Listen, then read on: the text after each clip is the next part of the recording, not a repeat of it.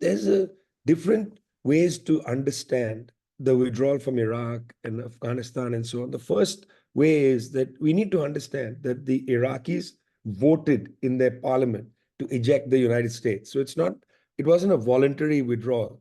The United States was kicked out of Iraq. The landlord said, we are going to evict you. Now, they didn't leave northern Iraq. And the reason they didn't leave northern Iraq is they've been there actually since before Saddam Hussein's removal from office. This goes back to 1991. And those military entanglement with various Kurdish political parties continues, okay? But they were kicked out of Iraq. The United States was also kicked out of Afghanistan.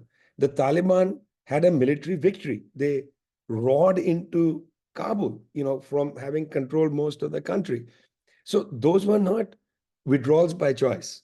They were removed. Farid is an embarrassment to his great father, who was one of the important nationalist scholars in India. It's an embarrassment for him to say pivot from the Middle East.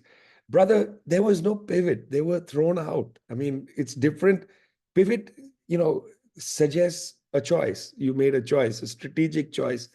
You were ejected. Let's face the fact, okay? Which is why, for instance, in Syed Hassan Nasrallah's speech, in the early days of this conflict, 2 weeks into it, in October, Mr. Nasrallah pointed out that the United States was defeated in Iraq and in Afghanistan. And he said, don't threaten us, we will defeat you. I mean, maybe it's bragado speaking, but he was factual in that. Secondly, it's the US influence that has actually deteriorated in the region. And that has got very little to do with the region per se and more to do with geopolitics. I mean, the United States simply doesn't have the economic power or the economic ambition that, for instance, China has in that region. Saudi Arabia, for instance, has pivoted to China away from the United States, not because of some military disengagement by the US.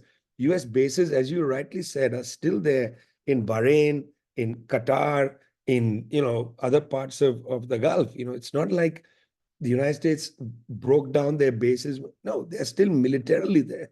But countries in the Gulf, just to take the desert Arabs as a case in point, countries in the Gulf are looking to China because China has a more ambitious economic project and more money. They are even looking to India, actually, rather than the United States. In fact, the deal that was cut, the Middle East, India, Europe corridor, which is now defunct, was not so much about the United States, but it was about the interest in India. India is an economy that's growing. It has its internal challenges, but there is economic growth. Mr. Gautam Adani owns the ports in Greece, in Haifa, and he has the ownership of the port in Gujarat, which would have been in that corridor. Adani owned at least 3 to 4 of the ports that were in that corridor. I often think it's not a Middle East, Europe, India corridor, but a Europe, Middle East, Europe, Adani corridor, because he would have been an enormous beneficiary. People don't realize he owns a port in Greece and in Haifa, not just the port in Gujarat. Anyway, these countries are pivoting away from the United States for economic reasons because of the lack of economic ability of the United States to drive an agenda there. So in that sense, it's not that you can say, well, the US has made some decision to disengage from the region. I don't think so. What's happened is a military defeat in Iraq, important defeat, or rather an ejection by the parliament, but a defeat in Afghanistan, certainly. A strategic defeat in Syria. They were not able to bring down the government of Bashar al-Assad, even though troops remain in northern Syria. It was a major strategic defeat because they were not able to, in a sense, create that corridor of US power that they wanted, put pressure on Lebanon.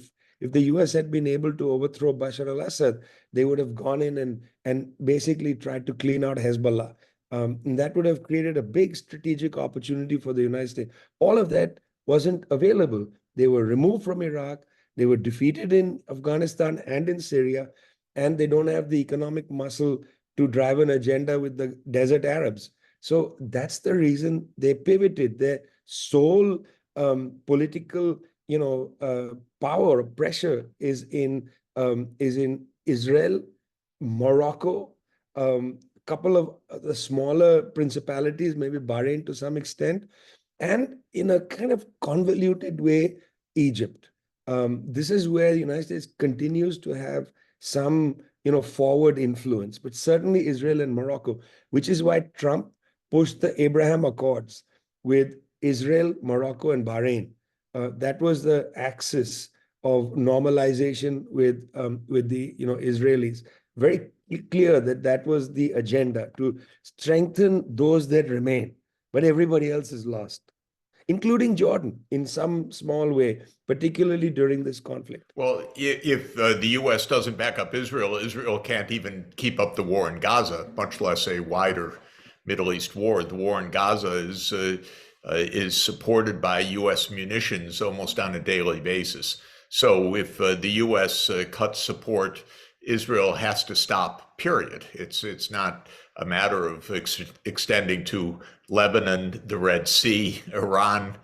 That would be a major war. By the way, a major war not only for Israel, but a major war for the United States as well.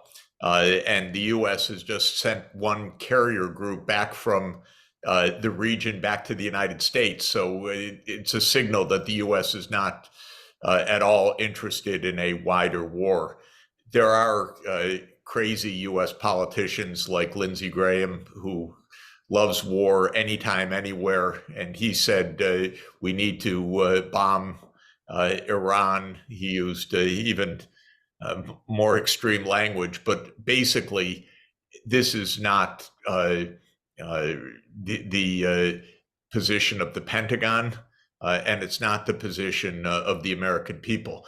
You raised the question of whether the public has some say in foreign policy. In general, not very much.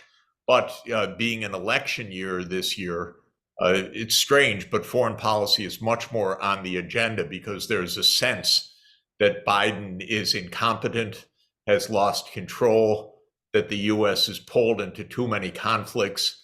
And this is weighing on public opinion, especially because Donald Trump has been against funding Ukraine and the but not Israel, right? The Republican base is really not in favor of this spending, or particularly in terms of these wars. It's complicated, but I think in general, the mood in the United States is, my God, we've got enough problems at home. What the hell are we doing getting into more and more and more of these wars? And Biden looks very weak and inconsequential, and he's a poor communicator in general. So this is a time when American public opinion is having an effect, especially in the Republican Party, which is not really wanting to fund Biden's adventures abroad. Israel obviously is a critical player for the United States because it's the only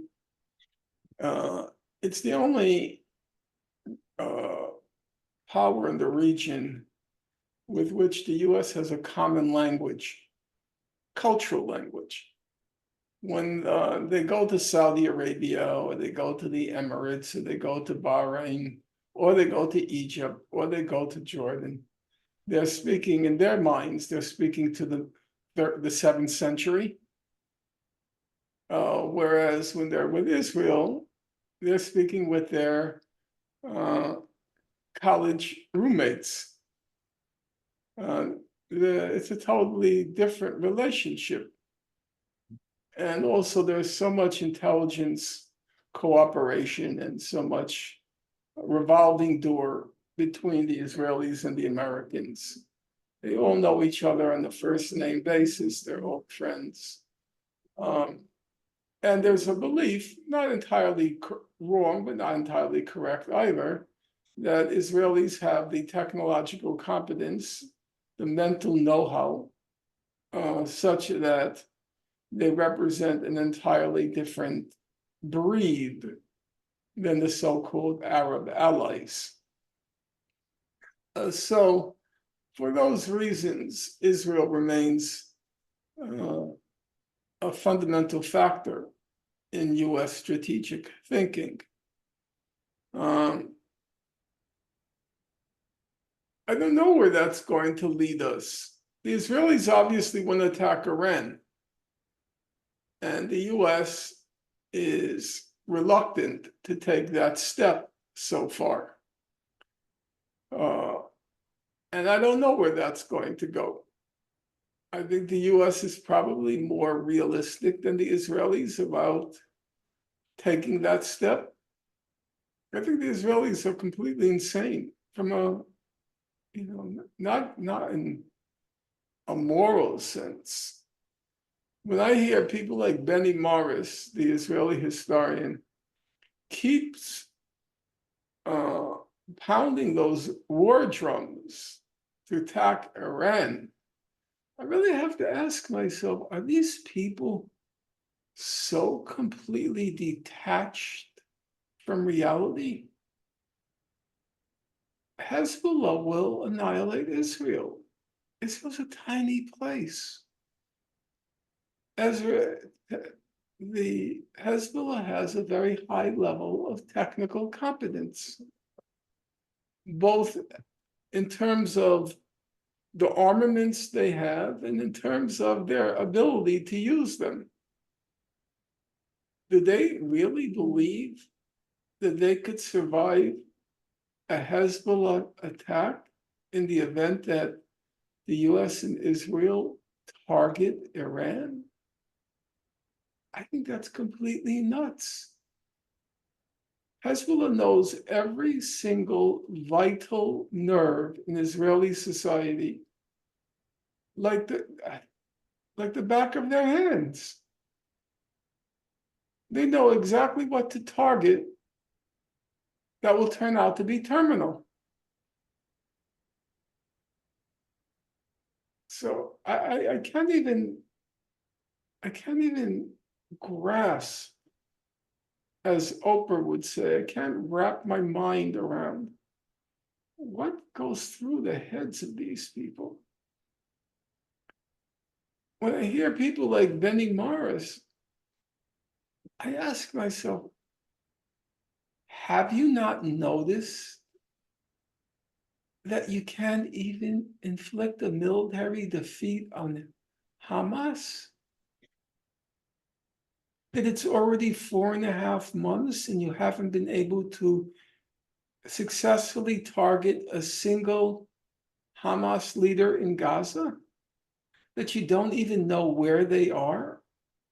That in this tiny, tiny, tiny parcel of land, this pinprick on the world's map, this grain of sand in the Sahara, with all of your super sophisticated spy technology and all of what's called human intelligence in Gaza, all of those supporters of the Palestinian Authority who are now your spies, that you don't even know where the hostages are. You don't have a clue where they are. And you think you're going to defeat Hezbollah and Iran? Or you think you'll use your nuclear weapons and get away with it?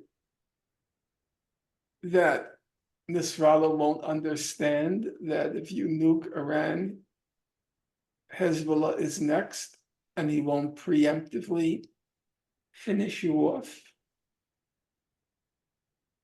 I don't get these people. Now, I admit not having military knowledge, but certain things are pretty obvious. They've not been able to defeat Hamas. They weren't able to do so in 2008-9 during Cast Lead. They weren't able to do so during Pillar of Defense. They weren't able to do so during Protective Edge. And with no restraints whatsoever, none. And after 4.5 months, they've not been able to do it again, and you think you can take on Iran and the party of God? Doesn't make sense to me. We're in a very dark period.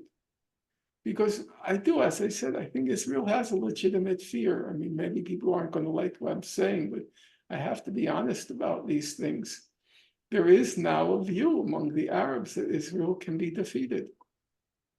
And Israel doesn't see any other option except to restore their deterrence capacity. And that means inflicting a military defeat on Hezbollah and inflicting significant enough death and destruction as to deter anybody from following the lead from Hamas. Do you see any change of attitude among the U.S. allies in the Gulf with the recent? Oh, I'm sure they're rooting for Israel to win. You think so? Oh, absolutely. Absolutely. Because any victory, any defeat or any even partial defeat for Israel, they see as a victory for what's called the axis of resistance. So they want. Look at what's happening now. If you look at the countries that supported the South African intervention at the ICJ, it did not include Saudi Arabia. It did not. There was Egypt eventually came on board. Jordan eventually came on board, but the Gulf states, with the exception I think of Qatar, don't count me on that. Don't quote me on that because I'm not positive. They did not come on board. And Saudi Arabia was not there. As Christopher Gunnis, the former spokesperson for UNRWA, pointed out, it would be a fraction of a fraction of a fraction of a fraction of a fraction of Saudi oil revenues to replace the United States and the European powers in financing UNRWA. The total figure comes to $440 million. That's how much MBS spends on prostitutes in a weekend. Or prostitutes and liquor. On a weekend. Do you see them coming forward to replacing the US and the Europeans? It's nothing. It's small change for them, $440 million. They're not doing it. They want to see those Gazans starve. Absolutely. They want that defeat. Because if Gaza is not defeated, the axis of resistance will take credit for it. And they don't want that. This is also very depressing in a way, isn't it? I mean, it's a very depressing situation. I said we're entering a dark period. And it's a zero-sum period. I did notice that in the Hamas counter proposal, they didn't speak at all about ending the conflict. They talked about ending armed hostilities. 145 days free phase of ceasefire or something, yeah. Yeah, a full Israeli withdrawal, a humanitarian end of the blockade, a humanitarian relief, reconstruction, and everything. An exchange of hostages. Yeah, exchange of hostages for Palestinians held in Israeli jails. They had a detailed plan, and it was a good document because it showed these people they have knowledge of the ground. They know exactly what needs to be done, and they know exactly the sequence it has to be done in. But what was noticeably absent, because you have to recall, there's all this talk about what we're going to do the day after, and we have to resuscitate the two-state settlement, and who's going to come in and govern, and whether the Palestinian Authority is going to play a role. That was completely absent from the document. Mm-hmm. Totally absent. The only thing they were concerned about was the humanitarian side, the military side, the reconstruction side, but nothing about an end to the conflict. End to military activity, military